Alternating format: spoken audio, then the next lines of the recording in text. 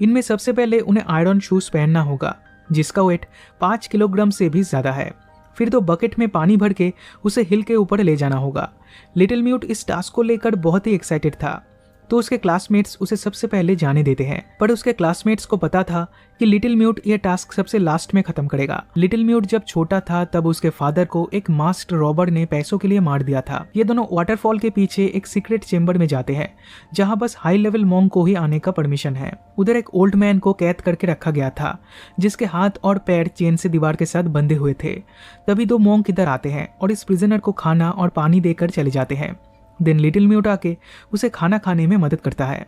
ये देखकर प्रिजनर समझ जाता है कि लिटिल म्यूट इस मोनेस्ट्री के बाकी लोगों की तरह नहीं है, तो प्रिजनर उसे अगली बार उसके लिए वाइन लाने के लिए कहता है। प्रिजनर ये देखकर इंप्रेस होता है और डिसाइड करता है कि वो उसे कुंग-फू टेक्निक सिखाएगा।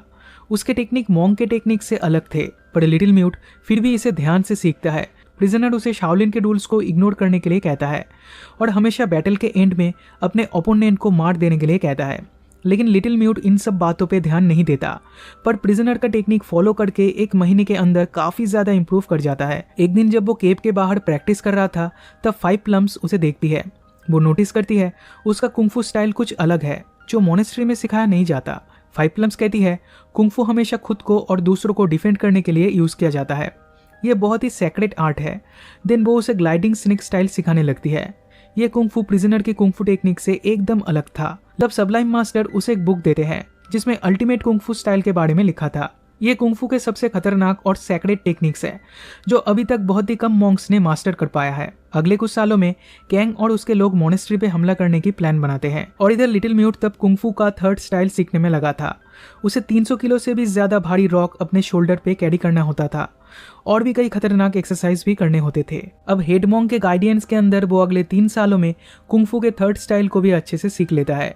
फिर एक दिन कैंग अपने गैंग के साथ मोनेस्ट्री पे हमला करता है।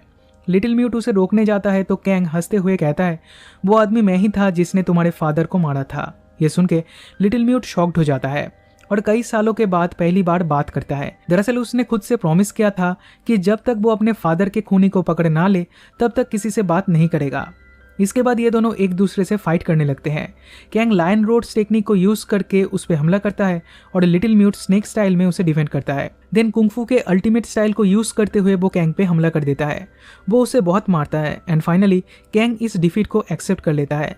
कैंग बहुत खुश था क्योंकि उसके ओनली स्टूडेंट ने उसकी टेक्निक को अच्छे से सीख लिया था। पर कैंग ये सब नाटक कर रहा था। वो फिर से लिटिल म्यूट पे हमला करने जाता है पर खुद को ही चोट पहुंचा देता है जिससे उसकी मौत हो जाती है। ये देखकर कैंग के साथ यहाँ से भाग जाते हैं। फाइनल सीन में हम लिटिल म्यूट को देखते हैं जो अब एक मॉन्क बन चुका था और इसी के साथ ये मूवी यहीं पे खत्म हो जाती है।